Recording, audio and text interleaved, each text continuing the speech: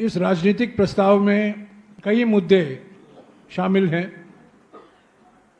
खास तौर से जो वोट चोरी अभियान राहुल जी ने निकाला है और इस प्रस्ताव के संदर्भ में राहुल जी ने कहा भी कि अगले 1 महीने में mini hydrogen bomb, uranium bomb, plutonium bomb, अलग अलग बॉम्ब फोड़ने वाले हैं अलग अलग जगहों में। ये शुरुआत है।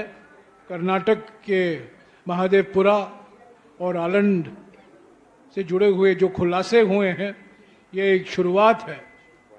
और वोट चोरी अभियान के बारे में इस प्रस्ताव में काफ़ी लंबा जिक्र है।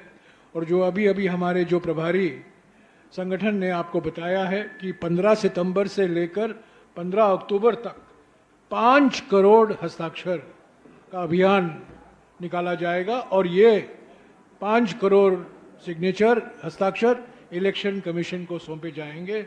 एक इलेक्शन कमीशन जो हमारे सवालों का जवाब नहीं दे रहा है, जो इलेक्शन कमीशन ने साजिश रची है, प्रधानमंत्री और गृह मंत्री के कठपुतली बन गए हैं, उस संदर्भ में जो हम सिग्नेचर कैंपेन चला रहे हैं, वही 5 करोड़ हस्ताक्षर हम इलेक्शन कमीशन को सौंपेंगे। इसके अलावा कूटनीति पर काफ़ी बहस हुई, प्रस्ताव में भी इसका बहुत जिक्र है।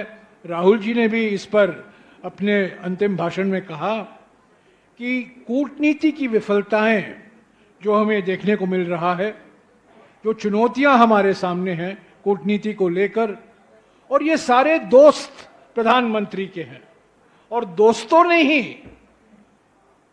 ऐसा स्थिति पैदा कर दी है कि हमारी कूटनीति की विफलता सामने आई है।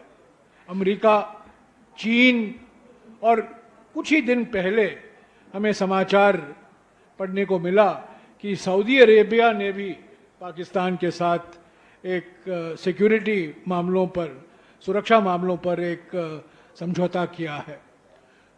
नेपाल, बांग्लादेश, श्रीलंका, सभी देशों को लेकर इस प्रस्ताव में जिक्र किया गया है, इस पर चर्चा की गई है। और कूटनीति अभी एक बहुत बड़ी विफलता है मोदी सरकार की। जीएसटी त्योहार मना रहे हैं। 8 साल पहले राहुल जी ने खुद कहा था कि GST good and simple tax नहीं है पर गब्बर सिंह टैक्स है। 8 साल लगे हैं।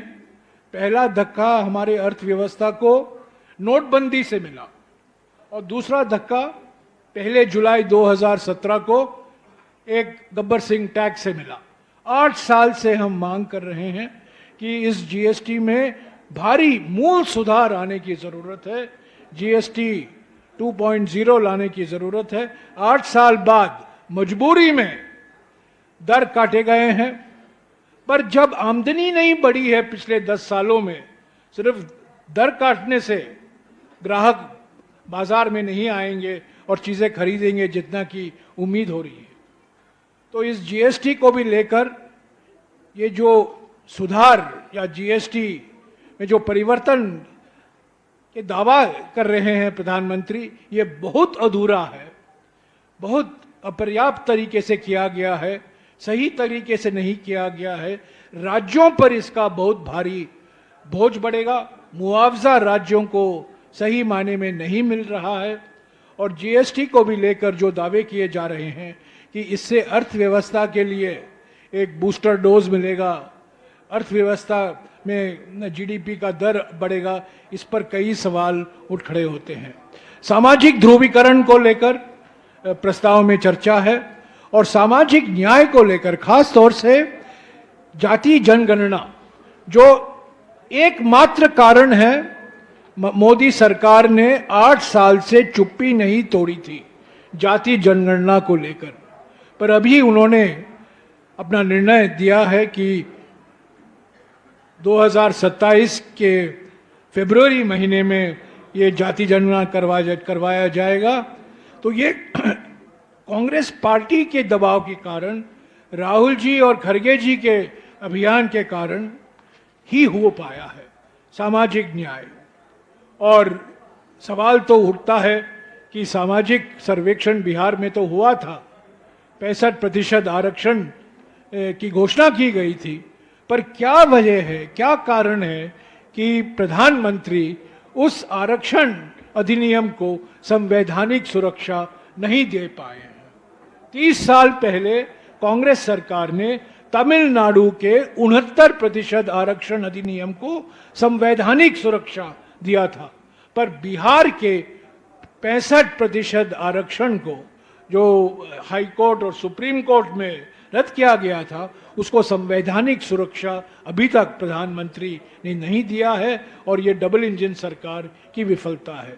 तो आर्थिक मुद्दे हैं, राजनीतिक मुद्दे हैं, सामाजिक न्याय और सामाजिक ध्रुवीकरण के मुद्दे हैं, कूटनीति के मुद्दे हैं, ये सब आपको मिल जाएगा इस प्रस्ताव में।